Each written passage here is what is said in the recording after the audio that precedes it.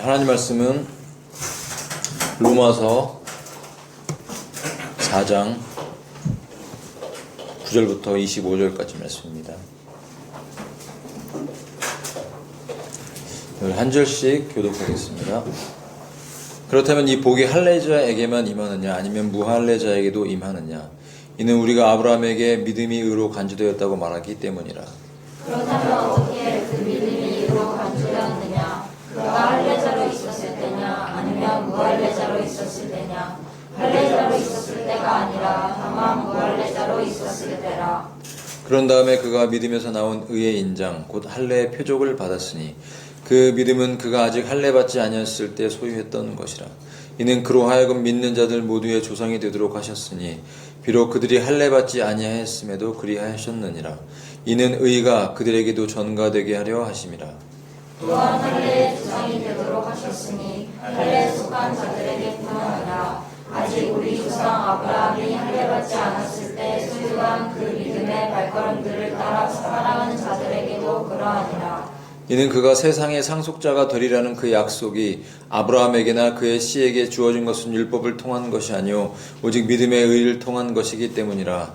이는 만일 율법에 속한 자들이 상속자들이 된다면 믿음은 헛된 것이며 그 약속은 아무 효력이 없게 되기 때문이라. 이는 율법이 진노를 일으키기 때문이니 율법이 없는 곳에는 불법도 전혀 없기 때문이라. 그러므로 그 약속이 은혜로 인한 것이 되게 하시려고 그 약속을 믿음에 속하게 하신 것이라. 그 취지는 그 시 전체의 약속을 확실하게 하시려는 것이니 율법에 속한 자뿐만 아니라 아브라함의 믿음에 속한 자에게도 그러하니라. 아브라함은 우리 모두의 조상이니 기록된 바와 같으니 내가 너를 많은 민족들의 조상으로 삼았노라 하였도다. 그가 믿은 그분 곧 하나님 앞에서 그러하니라. 그분께서는 죽은 자들을 되살아나게 하시며 존재하지 아니하는 것들을 마치 그들이 존재하는 것처럼 부르시는 분이라. 그는 소망이 없어도 소망 가운데 믿었으니 너의 씨가 그렇게 되리라 하고 언급된 것에 따라 그가 많은 민족들의 조상이 되게 하려는 것이라. 그래야 그가 믿음 안에서 약해지지 않은 채 약 100세가 되었을 때에도 그는 자기 자신의 몸을 이때 죽은 것으로 생각하지 아니하고 사라의 태도 아직 죽은 상태라고 생각하지 아니하였느니라. 그는 하나님의 약속 앞에서 불신으로 유동하지 않았고 오히려 믿음 안에 강해져서 하나님께 영광을 돌렸느니라. 그리고 아브라함은 그분께서 친히 약속하신 것을 또한 능히 완수할 수 있다고 완전히 확신하게 되었으니 그러므로 그 믿음이 그에게 의로 전가되었느니라. 이제 그 믿음이 그에게 의로 전가되었다는 점이 기록된 것은 아브라함 혼자만을 위해서가 아니라 그 믿음이 의로 전가될 우리를 위함이기도 하니 만일 우리 주이신 예수님을 죽은 자들로부터 일으키신 분을 우리가 믿는다면 그러하리라. 함께 그분께서는 우리의 범죄들로 인하여 넘겨주셨으며 우리의 칭의를 위하여 다시 일으켜 주셨느니라. 아멘. 하나님의 약속 앞에서 불신으로 요동하지 않고 믿음으로 강해져서 영광을 돌리라. 이런 제목으로 함께 은혜를 나누기를 원합니다. 사실은 이 제목이 오늘 설교의 내용입니다. 우리는 아브라함이라는 한 인물을 통해서 아브라함이 믿는 대상이신 분 그리고 그 믿음의 내용 이것을 가지고 아브라함의 믿음이라는 것을 통해서 우리가 만약 믿음이 이런 큰 떡이라고 칩시다. 칼로 반을 자르면 그 단면을 보는 것처럼 그 믿음의 안에 있는 내용을 우리가 볼 수 있다는 것이죠. 그래서 믿음은 대상이 있고 그 대상이 누구인가, 어떤 분인가를 우리가 이해할 수 있어야 됩니다. 그리고 그 믿음의 내용이라는 것이 있죠. 어떤 대상이 이러한 분이다라고 믿는 것, 이것이 믿음이라고 오늘 우리에게 말씀해주고 있는 것이에요.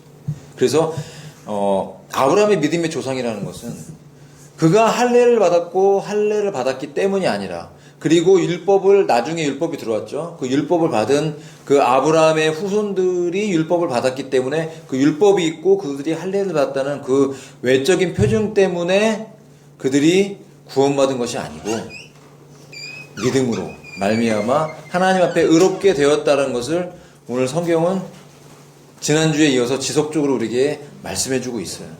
그래서 사도 바울은 이것을 어디까지 연결하냐면, 그렇기 때문에 그 믿음이 예수를 믿는 이제 우리에게까지도 그 아브라함의 믿음이 이렇게 동일하게 의로 인하여서 그들이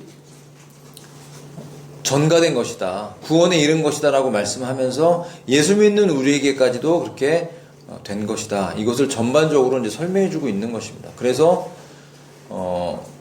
할례의 표적을 받았던 것이, 그가 믿음으로 이렇게, 우리가 지난주에는 이제 다윗에 대한 스토리와 또 아브라함에 대한 스토리를 함께 나누면서 결국은 믿음으로 구원받는 것이다, 믿음으로 의롭게 되는 것이다 라는 것을 설명해 주었고, 이것이 바로 아브라함이 그 시작인데, 할례자에게만 임하냐, 무할례자에게도 임하느냐. 왜냐하면 우리가 아브라함이 믿음의 의로 간주되었다고 말했기 때문이다.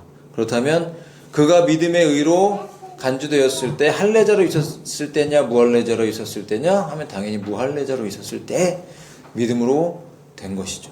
그리고 그 믿음이라는 것은 율법이 오기 430년 전에 이미 믿음으로 의롭다고 된 것이에요. 자, 그렇다면 아브라함에게 있어서 오늘 이 성경이 우리에게 도대체 아브라함의 믿음이 뭔가 라는 것이죠. 여러분, 아브라함이 믿었던 믿음의 대상, 바로 그분이 우리 하나님이십니다. 예. 성삼위일체 하나님, 엘로힘의 하나님, 여호와 하나님, 성부, 성자, 성령 하나님. 그 하나님이 어떤 분이시냐? 성경은 우리에게 지속적으로 그 하나님이 은혜로운 분이라고 말씀하고 있습니다. 선하고 자비로운 분이라고 말씀하고 계십니다. 여러분, 그 하나님을 체험할 수 있기를 축복합니다. 제가 지난주에 나눔할 때 그렇게 기도하게 하셨던 그 장면이 자꾸 생각이 나면서 예전 기억이 나는 거예요. 예전에 제가 처음 신앙생활을 오순절 이제 쪽에서 신앙생활을 했습니다. 물론 그 오순절에서 신앙생활을 할 때 나중에 지나고 보니까 분명히 부정적인 어떤 요소가 존재했다는 것은 제가 기억이 나요. 그렇지만 하나님께서 그럼에도 불구하고 그 공동체 안에서 저를 구원받게 하셨고, 결국에는 어떤 다름 때문에 나오게 하셨지만 분명히 저는 그곳에서 주님을 만났고, 그리고 많은 기도회를 통해서 사람들이 성령을 받는 것을 경험했어요. 그러면서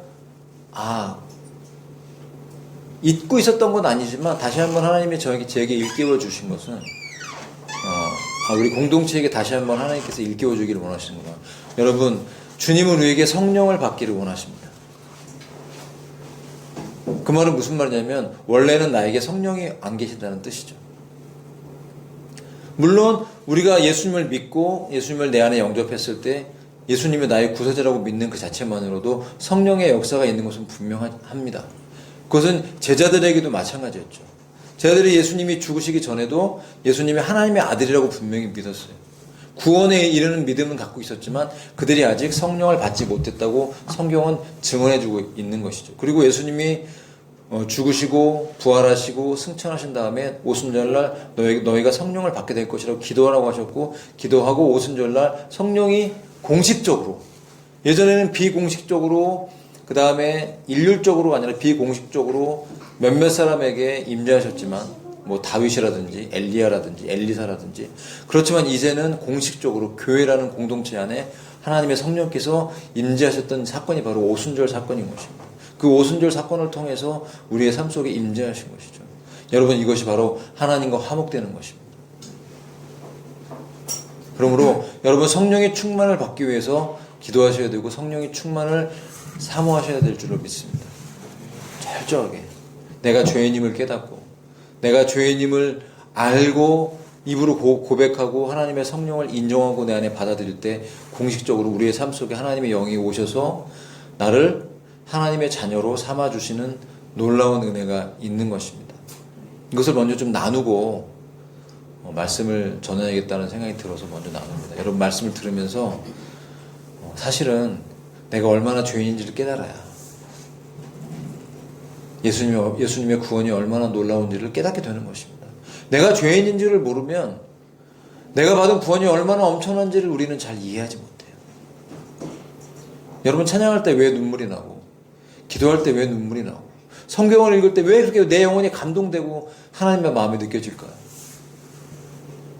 내가 받은 구원이 정말 너무나 엄청나고 놀랍다는 것을 깨달으면 깨달을수록 우리의 영혼은 점점 더 울보가 되는 것입니다. 여러분, 화장실에 가보면 특히 남자 소변기에 보면 붙여있는 글이 있죠. 남자가 흘리지 말아야 될 것은 눈물만이 아니다. 그런 건 거짓말입니다. 정말 사탄의 거짓말이죠. 뭐 평생 3번 온다고? 저는 아마 수천 번, 한 10,000번은 울었을 것 같은데 그렇게 울지 않았을까요? 신앙생활 하면서 못해도 수천 번은 울었을 것 같아요. 여러분은 예수님을 믿고 얼마나 눈물을 흘려보셨습니까? 여러분, 내가 얼마나 죄인인지를 깨닫고 내가 받은 구원이 정말 말로 할 수 없는 하나님의 아들의 대가가 지불된 엄청난 구원이라는 것을 여러분 깨달았습니까? 그것을 깨달았다면 사실 눈물이 안 나는 게 이상한 겁니다. 여러분, 정말 눈물의 축복이 있으시길 축복합니다. 눈물이 축복인 거예요. 슬퍼서 우는 거 말고. 여러분, 세상 가요에도 얼마나 슬픈 내용이 많은지 모릅니다. 근데 저는 세상 가요가 일부러 제가 듣진 않지만 어떤 지나가다가 음악이 나오거나 세상 가요들 보면 얼마나 슬픈지 몰라요. 그 이별에 대한 막 사랑에 대한 막 그 구구절절한 그 내용들 막.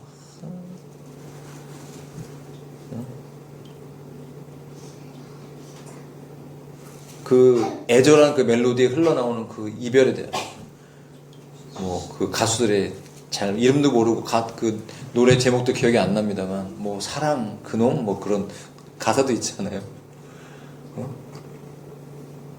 가까이 가면 있을 것 같은 그 사랑이 더 멀리 떨어져 가고 내가 가까이 가면 더 떨어져 가고 도대체 이 사랑이라는 게 뭔지. 대부분은 그 남녀 관계에서 그 사랑을 가지고 우리가 얘기하지 않습니까? 그리고 부모 자녀 간에 어떤 사랑에 대한 자녀가 부모를 섬겼을 때 부모님이 느끼는 원래 사랑은 내리사랑이라고 그러잖아요. 그래서 부모님이 자녀들을 향한 그 사랑은 참 자녀들은 잘 이해하지 못하는 것 같아요. 그러나 내가 자식을 낳아보고 키워보면 그때서야 비로소 조금씩 눈을 떠가면서 철이 들어가는 것이 인간이 아닌가 생각이 듭니다. 그렇지만 우리에게 하나님께서 알려주시는 사랑은 더 본질적이고 더 놀랍고 사랑의 본질적인 원래 핵심인 정말 하나님이 인간을 사랑하기 위해 자신의 몸을 십자가에 못 박고 죽음이라는 말도 안 되는 그 고통과 그 부끄러움과 수치와 모든 것을 인류의 모든 죄를 그 몸 안에 담고 십자가에 달려 죽어버린 이 처참하고 이 너무나 슬픈 사랑의 확정, 이것이 바로 우리가 하나님이 인간을 사랑했다라고 말할 때는 우리가 십자가에 달린 예수 그리스도를 기억해야 되는 것입니다. 그것이 바로 사랑의 폭발이야. 사랑의 핵폭발이고 내가 너를 이렇게 사랑했단다 라고 우리에게 말씀하시는 가장 확실한 표적, 그것은 바로 십자가에 달린 예수 그리스도인 줄로 믿습니다. 그래서 오늘 본문의 25절에 보면 그분께서는 우리의 범죄들로 인하여서 넘겨주셨다는 것이 우리의 의롭다 하심 칭의를 위하여 다시 일으켜지셨느니라. 그분의 십자가의 죽음과 부활을 명확하게 우리에게 말씀하면서 이것이 바로 믿음으로 구원받은 믿음으로 의롭다 되는 그 믿음의 내용의 핵심임을 우리에게 알려주고 있는 것입니다. 아브라함에게 하나님은 어떤 분이셨습니까? 하나님은 아브라함에게 하나님이 어떤 분이신지를 말씀해 주셨어요. 하나님은 아브라함에게 약속을 주신 분이십니다. 여러분 믿음이 있으십니까? 그리고 그 믿음이 저와 여러분의 믿음이 이루어지기를 원하십니까? 그렇다면 그 믿음은 약속이 있는 믿음인 것입니다. 내가 무엇인가를 하나님 앞에 구하고 기도하고 기다릴 때 우리에게 필요한 것은 나에게 하나님의 약속이 있는가 하는 것이죠. 여러분 하나님의 약속을 받으셨습니까? 아멘 하십니까? 우리는 어떤 약속을 받았나요? 지금 우리가 구원받았다면 우리에게 있는 약속은 예수님이 다시 오실 것이라는 그 약속이죠. 자기를 사랑하는 자들에게 2번 나타나실 것이라는 그 약속. 우리는 그 약속을 붙잡고 오늘 하루도 믿음의 삶을 걸어가고 있는 것입니다. 그 약속을 주님께로부터 받았다면 우리에게 필요한 것은 그 약속을 믿고 기다리는 것이죠. 여러분, 아브라함의 상황으로 다시 한번 돌아가 보겠습니다.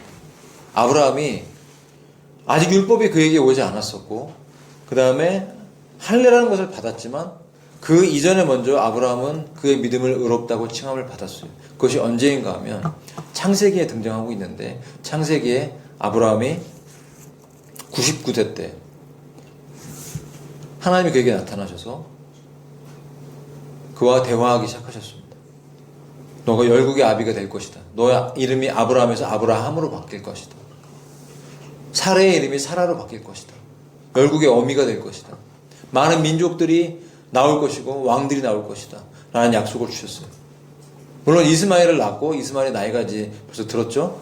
하지만 아브라함은 99세가 되었고 이미 본인이 느끼기에 나는 아이를 낳을 수 없는 존재라는 것을 육신적으로 느끼고 있었어요. 확정적으로 느끼고 있었죠. 그리고 사라도 마찬가지였죠. 그것을 알고 있는 상태였어요. 근데 참 희한하죠. 여러분, 창세기를 읽어보면요, 오늘 이 바울은 이 본문을 봤을 때 아브라함이 믿음을 갖고 있었다고 분명히 얘기하고 있어요. 그리고 흔들림이 없었다고 얘기하고 있어요. 근데 창세기의 내용을 보면 이 말씀을 하셨을 때 아브라함이 엎드려 있다가 웃었다고 합니다. 그래서 이 웃음에 대해서 성경학자들은 2가지로 해석을 해요. 어떤 사람은 피식 웃으면서 내가 어떻게 아이를 낳지? 이런 웃음이었다고 얘기를 하고, 어떤 학자들은 내가 아이를 낳을 수 있다고? 이렇게 팍 기쁘게 웃으면서 아브라함이 그렇게 했다고 설명을 해요. 그런데 그 내용을, 뉘앙스를 보면 사실은 아브라함이 어떻게 내 몸에서 아이를 낳을 수 있지? 사실은 그런 뉘앙스가 있긴 있었어요. 그럼에도 불구하고 성경은 오늘 바울을 통해서 아브라함에게 믿음이 있었다고 분명히 증거해주고 있는 것입니다. 그 상황이 어떤 상황이었을까요? 현실적으로 봐서는 하나님이 오늘 그에게 약속을 주셨지만 그 약속이 이루어질 수 있는 어떤 인간적인 힘도 다 남아있지 않는 절망적인 상태였다는 것이에요. 그런데 아브라함이 결국에는 그 하나님의 약속이 이루어질 것을 믿었다는 것이죠. 17절입니다. 그는 하나님이 어떠한 분이시라는 것을 믿었냐면 곧 그분께서는 죽은 자들을 되살아나게 하시며 존재하지 아니하는 것들을 마치 그들이 존재하는 것처럼 부르시는 분이라. 자, 누가 존재하지 않습니까? 그 약속을 받았을 때 아직 아브라함에게 이삭이 나오지 않았고 이삭을 통해서 열국의 왕들이 아직 등장하지 않았다는 것이. 다윗도 안 나왔고 다윗의 후손이 예수 그리스도도 나오지 않았어요. 그러나 이 약속은 원래 누구에게 주신 약속이냐면 바로 아담과 하와에게 주셨던 여자의 후손으로 오실 그 메시아에 대한 약속이 다시 한번 아브라함에게 주어진 것이에요. 이삭이라는 이름도 주셨고 그 이삭을 통해서 오실 메시아, 그러므로 그 메시아를 통해 구원받을 열국의 하나님의 백성들까지 포함하는 어마어마한 믿음이라는, 그 믿음으로 구원받을 사람들의 시작이라는 그 아브라함의 정체성을 밝혀주신 본문이고, 그가 가진 믿음의 내용은 바로 하나님이 누구신가에 대한 부분이라는 거예요. 오늘 우리가 이 본문을 통해 알아야 될 것은 무엇이냐면 하나님이 누구신가에 대한 것입니다. 만약 우리가 믿음으로 구원받았고 그 믿음이 바로 아브라함에게로부터 시작되었고, 그렇다면 아브라함이 믿었던 그 하나님이 누구신가? 바로 우리에게도 아브라함이 믿었던 그 하나님, 그 하나님은 바로 죽은 자를 살리는 하나님이라는 것이죠. 아브라함은 오늘 그 본문을 통해서, 그 본문에 보면 아브라함은 그 음성을 듣고 나서 그가 믿기 시작했어요. 내 몸이 죽어있는 것 같은 상황이다. 어떻게 이 죽은 자에게서, 정자와 난자가 죽은 상황, 이건 도대체 이제 활동할 수도 없고 애를 낳을 수도 없는 이런 생물학적으로 완전히 난 끝났다, 난 아버지가 될 수 없다 이제 라고 느끼는 이런 상황, 죽은 자 같은 몸을 가진 이 상황에서 하나님의 초자연적인 역사로 인하여서 잉태가 될 것이라는 것을 그가 믿었고 100세가 됐을 때 1년 후에 이삭이라는 그 약속의 아들이 태어나는 것을 그가 경험했기 때문에 이스라엘 백성, 이스라엘 민족이 그로부터 형성되는 놀라운 사건이 있었던 것입니다. 그러니까 본인이 그런 본인의 상황을 보면서 아브라함이 갖고 있었던 그 믿음의 단면을 보면 하나님이 누구신가를 그가 오늘 이 본문에서 확정해 주고 있는데 죽은 자를 살리는 하나님이라는 것이. 없는 자를 있는 것 같이 부르신다는 거예요.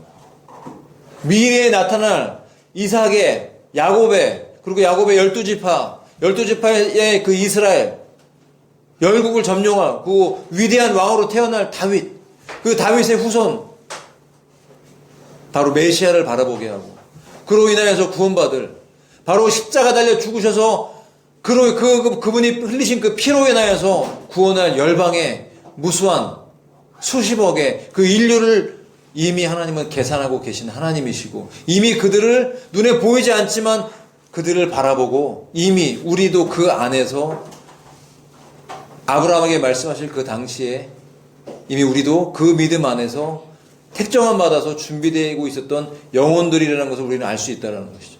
아브라함은 그걸 믿었다는 거예요. 바로 아브라함이 믿었던 그 하나님은 바로 그런 분이라는 거예요. 창조하는 분이시고 이미 아직은 없어요. 하지만 믿음 안에서 이삭을 통해 태어날 수많은 인류와 구원받을 그 영혼들을 하나님께서는 부르고 계신다는 거예요. 없는 그들을 있는 것처럼 존재하는 것처럼 그렇게 부르시고 말씀하시는 하나님이시라는 것을 아브라함은 믿었다는 것을 오늘 성경에 기록해 주고 있는 것입니다. 그분이 하나님이시라는 거예요. 죽은 자를 살리는 하나님, 부활의 하나님, 생명의 하나님. 여러분 그 하나님 믿으십니까? 우리가 믿는 하나님은 그런 분이십니다.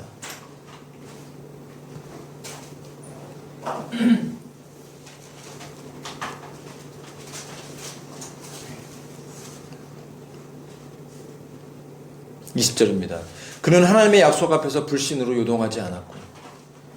여러분 이 말씀이 이번 주에 제가 이 말씀을 읽으면서 제 마음을 강타하더라고요. 불신으로 요동하지 않았다. 하나님의 약속 앞에서.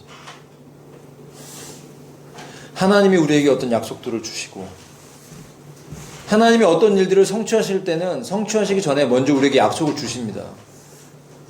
그리고 그 약속이 내 안에 내가 그 약속을 정말 우리의 삶에 성취될 수 있는 사람인가를 확인하기 위한 절차가 꼭 필요해요. 그래서 하나님은 우리를 흔들으십니다. 심지어 마귀도 사용하셔서 우리의 믿음을 흔드세요. 내가 너에게 준 그 약속이 이루어질 수 있는 자인가? 하나님의 믿음 없이는 일하시지 않는 분이기 때문에 믿음이 없으면 하나님을 기쁘시게 할 수가 없습니다. 그가 살아계신 분이고 그가 자기를 찾는 자에게 상 주시는 분이심을 믿어야지 우리의 그 믿음은 합격되는 믿음인 줄로 믿습니다. 하나님의 약속이 임하면 그 하나님의 약속은 바로 하나님의 비전이고 하나님의 꿈이고 하나님의 능력이에요. 하나님이 우리를 통해서 하시고자 하시는 그 일들을 이루시기 위해서 우리에게 약속들을 주시고 그 약속의 성취를 위해서 우리의 삶을 흔드시는 거예요. 그 흔드시는 가운데 우리에게 분명한 믿음이 있다면 우리는 불신을 갖지 않게 되고 그 믿음 때문에 비록 우리의 모든 환경이 흔들리는 상황 속에 있다 할지라도 우리는 예수 그리스도의 반석 위에 그 약속을 붙잡고 흔들리지 않고 요동하지 않고 그 안에서 주님을 찬양할 수 있는 것입니다. 그래서 오히려 믿음 안에 강해져서 하나님께 영광을 돌렸느니라 라고 말씀하시는 것처럼 우리가 하나님께 영광을 돌릴 수 있는 것이에요. 믿음 안에 강한 존재가 되는 것입니다. 이제 그 어떤 것도 우리를 흔들 수가 없고 하나님은 나의 주님이시고 하나님은 선하신 분이고 하나님의 약속은 반드시 이루어진다는 것을 믿고 확신한 존재가 돼서 믿음의 견고한 삶을 살아간다는 것이에요. 그럴 때 어떤 대적도 우리에게 다가왔을 때 여러분 그 대적들을 다 불도저처럼 밀어버릴 수 있는 강력한 믿음이 있는 것이에요. 하나님은 그런 사람들을 사용하시는 것입니다. 그래서 아브라함에게 믿음의 훈련이 있었던 것이죠. 사실은 이삭이 나오고부터 오늘 본문에 나오지 않지만 이삭이 태어나고 모리아산에 올라갔을 때 그 믿음의 시험의 절정이 있었죠. 그가 훈련받은 사람이 됐어요. 이제 하나님을 경험했어요. 그 바른 믿음을 갖고 있었기 때문에 새벽에 일찍 일어나서 네 아들을 모리아산에 올라가서 번제로 드리라 말씀하셔도 그는 아무런 토를 달지 않았고 일찍 일어나서 다 준비해서 올라갔어요. 그리고 칼을 듭니다. 성경은 분명히 기록하기를 그가 죽은 자를 살리는 믿음이 있었다. 내가 칼로 이 아들을 쳐도 하나님이 그를 살릴 거라는 믿음이 있었어요. 그러나 하나님은 그에게 그런 경험을 시키시지 않죠. 그 경험은 바로 하나님께서 그 아들이신 바로 예수 그리스도를 죽이실 때 외에는 절대로 경험될 수 없는 그런 분량의 놀라운 계시였던 것이죠. 인간은 그것을 경험할 수 없어요. 하나님만이 경험할 수 있는 놀라운 사건이에요. 그거는 그 누구도 인간이 그 하나님의 경험에 근접하게 갈 수가 없어요. 비슷하게 한번 스쳐갔을 뿐이에요. 그리고 예비된 숫 양이 나왔죠. 바로 그 숫 양이 예수 그리스도인 것입니다. 하나님하고 친해진 사람들은 이 계시를 경험시키세요. 그래서 여러분, 우리가 주님하고 친밀해지면 주님께서 우리를 어디로 올라가게 하시냐면은 십자가의 죽음을 꼭 통과하게 하세요. 그래야 주님의 마음을 알 수가 있어요. 내가 십자가에서 죽어지는 체험을 하지 않냐면 하나님의 아들 예수 그리스도가 십자가에 달렸을 때 그분이 어떤 마음이셨는지, 하나님 아버지가 어떤 마음이셨는지 우리는 절대로 이해할 수 없습니다. 하나님을 안다는 것은 하나님하고 점점 친밀해지는 것이고 하나님의 친구가 되는 것입니다. 여러분, 주님과 친구가 되시기를 축복합니다. 그렇다면 환난과 고난을 두려워하지 마십시오. 환난과 고난을 통과하지 않는 사람, 십자가의 죽음을 통과하지 않는 사람은 절대로 하나님 마음을 이해할 수 없어요. 우리는 피상적으로 그분을 이해하지 절대로 하나님의 그 깊은 마음, 아버지의 마음, 예수 하나님의 공의, 죄 때문에 하나님의 공의를 만족하기 위해서 십자가에 달려 처절하게 죽을 수밖에 없었던, 몸을 찢고 피를 흘려서 물 한 방울, 피 한 방울 남김없이 쏟을 수밖에 없었던 예수님의 마음을 우리가 어떻게 이해할 수 있습니까?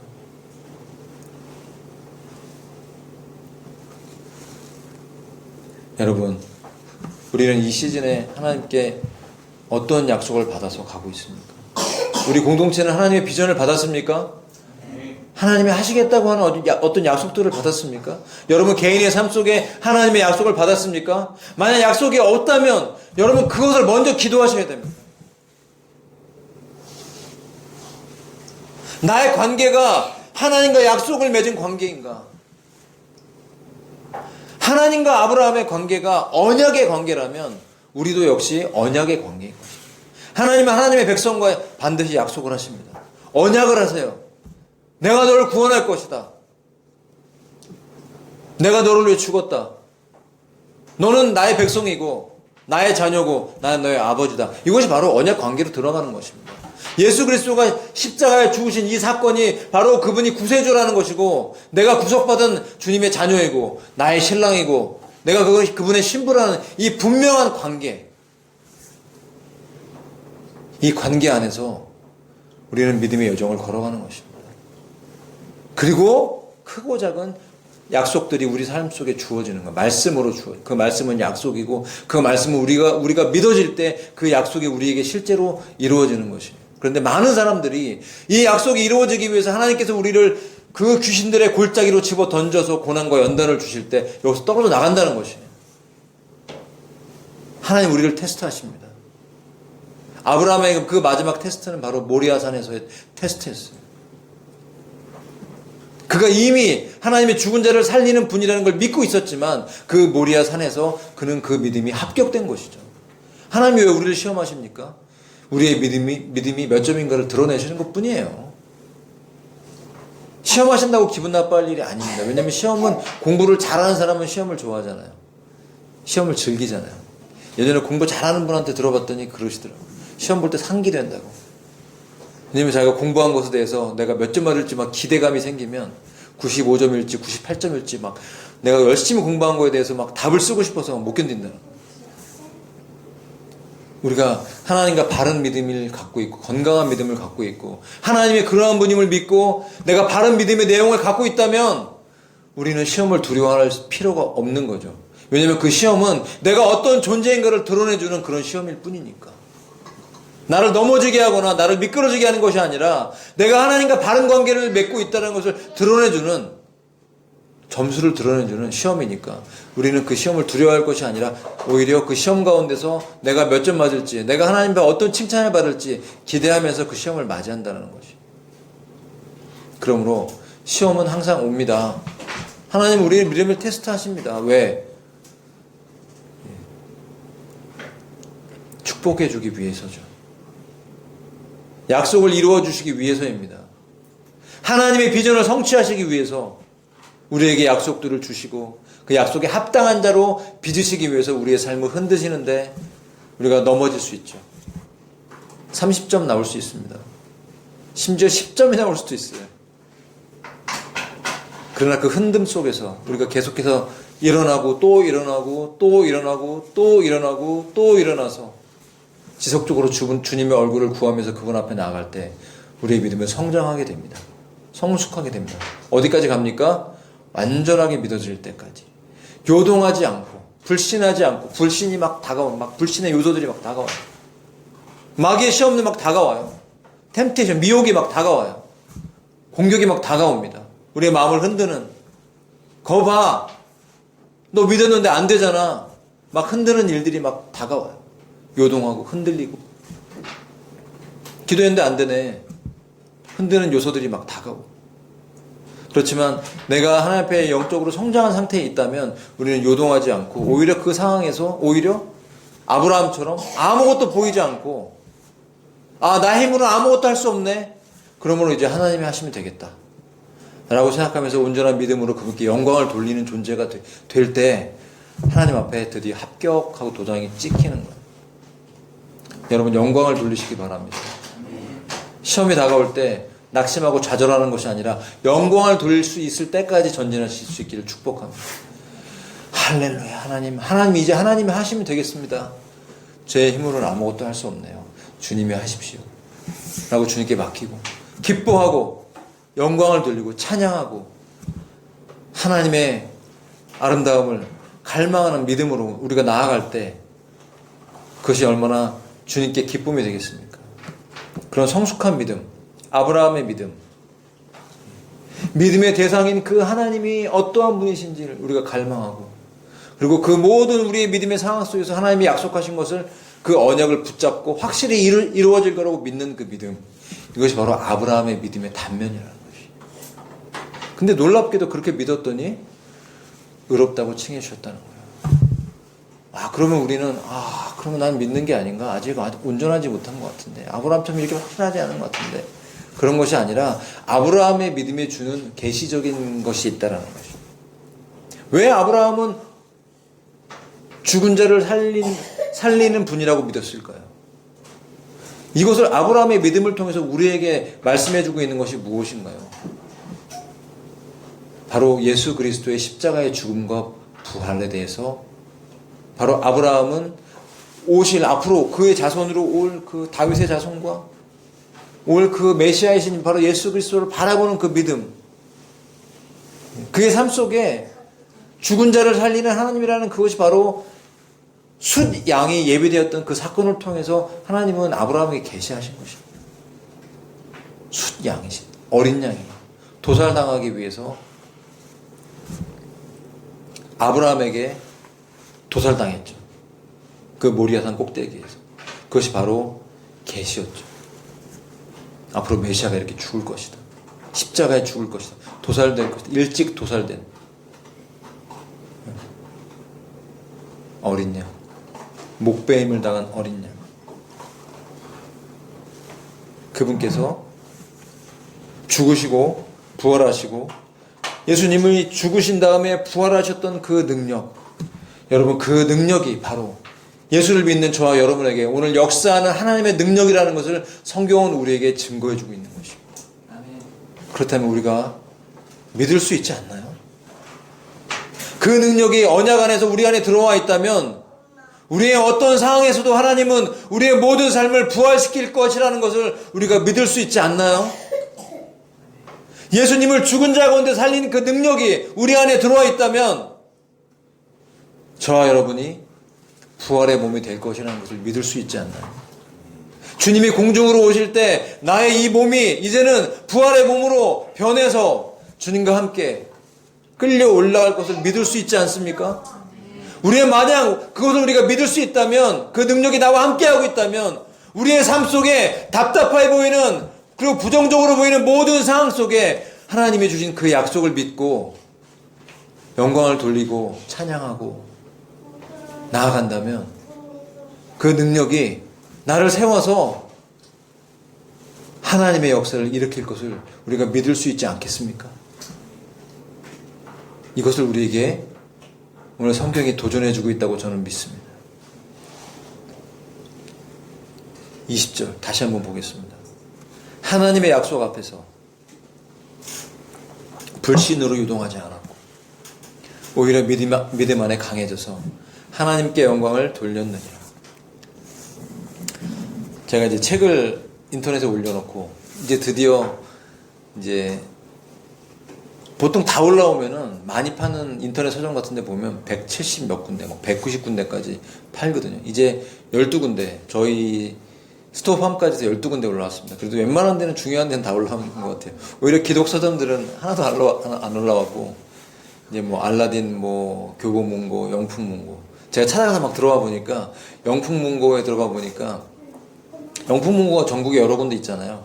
거기 각 지점에서 주문하면 찾을 수 있는 그런 게 있더라고요. 알라딘처럼. 그랬더니 영풍문고에 들어갔더니 오프라인 매장에 3군데에 한 권씩 들어가 있더라고요. 그래서 아직 이제 그런 루트에서는 판매가 안 됐지만 그걸 보면서 저는 어떤 마음이 들었냐면 와 죽은 자 같구나. 어? 제가 벌써 뭐 유명한 강사였거나 유명한 목사였으면 벌써 이름만 딱 대고 나왔으면 그 사진 보고 사람들이 벌써 구매가 시작이 됐을 텐데 올라가는 것도 더디게 올라오고 한 달 되니까 이제 12군데 올라왔어요. 아브라함처럼 그 말씀이 저에게 도전하는 거예요. 그런데 제가 이번 주에 기도를 하면서 영욱이 형제한테 들은 얘기인데 그 친구에게 그 책을 얘기해 줬을 때 그 친구의 아버지가 이제 장인어른이 목사님인데 그분이 주문을 하셨더라고요. 그래갖고 그 주문을 하셨는데 장로교 목사님이라는 거예요. 근데 그 책을 2번 읽으셨대요.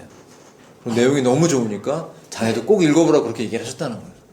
제가 그 말을 들으면서 마음이 너무 위로가 되고 야, 장로교 목사님들 이 칼비니즘에 꽉 붙잡힌 분들이 개혁주의 종말론을 제가 비판을 하고 환란전 휴거 예수님의 오심에 대해서 어떤 세대주의적인 이런 종말론에 대해서 얘기를 하고 가르치고 진짜 뭐 백신에 대한 것도 다 나왔잖아요. 우리 책에.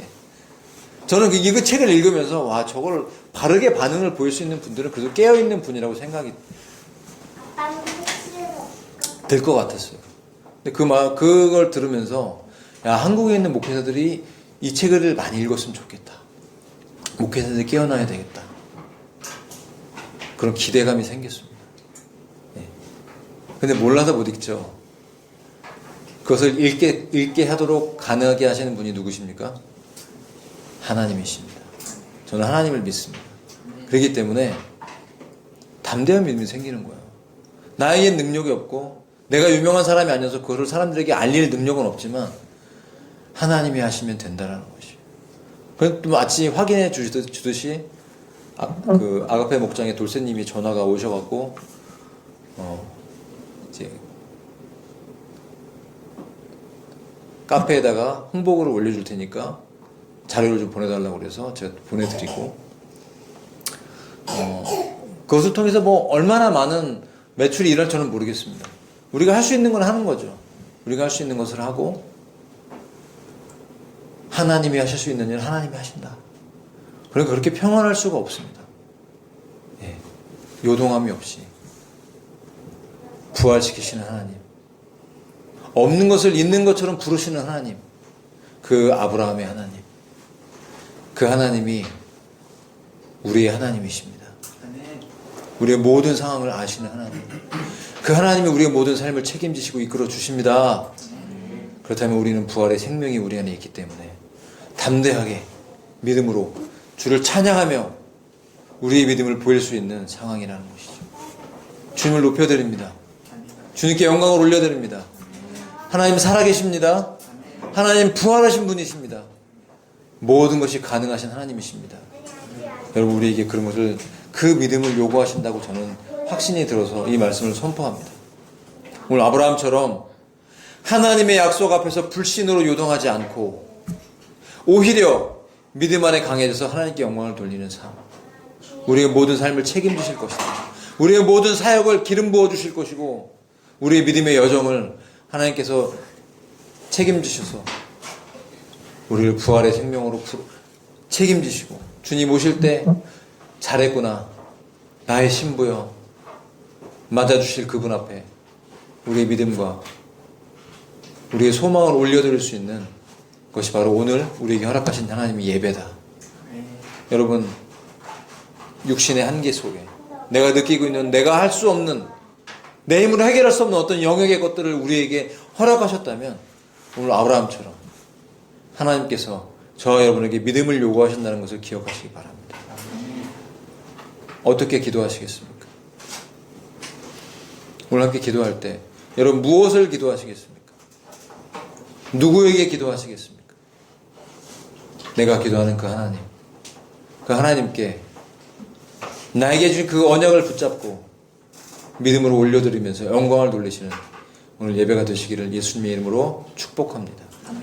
이 말씀 기억하면서 우리의 범죄들로 인하여 넘겨주신, 그리고 우리의 칭의를 위하여 일으켜주신 십자가의 죽음과 부활로 우리 가운데 오늘 살아계신 예수님에 대한 믿음을 붙잡고 하나님 아버지 앞에 예수의 이름으로 우리의 모든 상황과 문제들을 내어놓고, 이 시대를 내어놓고 이 시대에 하나님의 종들을 주 앞에 올려드리면서 기도하십시다. 회개하도록, 주의 종들이 회개할 수 있도록, 그들이 깨어날 수 있다면 그들이 속한 양들이 분명히 돌아올 것입니다. 목자들이 회복되기를 위해 기도하십시다. 이 책을 사용하시도록 하나님 앞에 기도하며 올려드리고 우리의 모든 삶들의 문제들을 주 앞에 올려드리면서 우리 함께 통성으로 기도하겠습니다.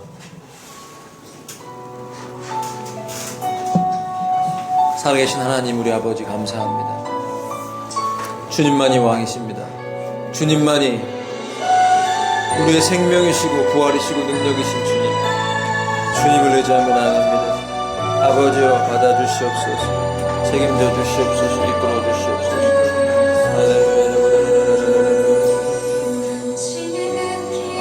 주의 뜻이 이루어지기를 원합니다. 아버지의 얼굴을 구하며 나아갑니다. 아브라함의 믿음이 우리의 믿음입니다. 주님, 하나님이 어떤 분이신지 우리가 분명히 알기를 원합니다. 우리가 믿는 대상이신 하나님, 바로 예수 그리스도의 아버지이신 하나님, 천지를 창조하시고 섭리하시고 아들을 보내신 아버지요, 주님은 죽은 자를 살리시는 주님이십니다. 없는 것을 있는 것처럼 부르시는 하나님이십니다. 생명의 하나님이시고 부활의 하나님이시고 능력의 하나님이십니다. 우리가 아브라함 같은 믿음을 갖게 해 주시옵소서. 아브라함은 다시 오실 예수 그리스도를 바라보면서 그가 믿었고 그가 불신으로 요동하지 않았습니다. 그의 몸에 태의 죽은 것 같음을 보면서도 요동하지 않고 믿음으로 영광을 올리는 것처럼 하나님, 우리에게도 부활의 하나님을 믿는 믿음을 부어주시옵소서. 하나님, 우리가 믿는 하나님이 어떤 분이신가를 확실히 알고 믿는 믿음을 주시옵소서. 죽은 하나님이 아니요 살아계신 하나님이시오, 부활의 능력이 있는 하나님이시오, 창조의 하나님이시오, 없는 것을 있는 것처럼 부르시는 능력 있는 하나님이심을 우리가 믿기에 오늘도 찬양하며 영광을 올려드립니다. 하나님의 약속은 이루어질 것입니다. 하나님의 약속은 이루어질 것입니다. 주님, 우리 공동체에게 믿음을 부어주시옵소서. 하나님 아버지, 바른 믿음들을 부어주시옵소서. 올바른 믿음, 풍성한 믿음, 강한 믿음, 새로운 믿음, 능력 있는 믿음, 하나님 믿음, 오직 그 믿음, 성경이 약속하시는 그 믿음을 믿고 그 믿음이 있어서 영광 돌리는 교회가 되기를 원합니다. 아버지여, 찬양받아 주시옵소서. 이 땅에 아버지여, 믿음이 상실된 목자들을 위해 기도합니다. 바른 믿음을 갖게 해주시옵소서. 바른 종말론을 갖게 해주시옵소서. 아버지, 그들이 깨어나기 원합니다. 잠자지 않고 깨어나서 양들을 가르치며 이 시대 가운데 그 목자들이 아버지여, 마지막 부르심이란 이 책을 읽으면서 깨어나서 그들의 잘못된 종말론을 아버지여 버리고 주의 다시 오심을 준비하며 예수님의 다시 오심을 준비할 수 있는 믿음을 허락해 주시옵소서. 살아계신 하나님이시여, 이 땅을 불쌍히 여겨주시옵소서. 회개하며 일어나는 교회들이 되기를 원합니다. 그것 진정한 부흥이 되기를 원합니다. 우리는 회개의 부흥을 갈망합니다. 엘리야의 마음으로 사역하기를 원합니다. 세례 요한이 회개의 세례를 베푼 것처럼 우리는 아버지 무명한 자로서 광야에 외치는 소리같이 주의 오심을 외치며 회개하라고 선포하며 기도하는 교회가 되기를 원합니다. 우리 모든 성도들에게 은혜를 부어주시옵소서. 성령 충만을 부어주시옵소서. 다시 오실 나의 주 나의 하나님, 우리가 깨어있기 원합니다. 한 걸음 한 걸음 주님과 동행하기를 원합니다. 역사해 주시옵소서.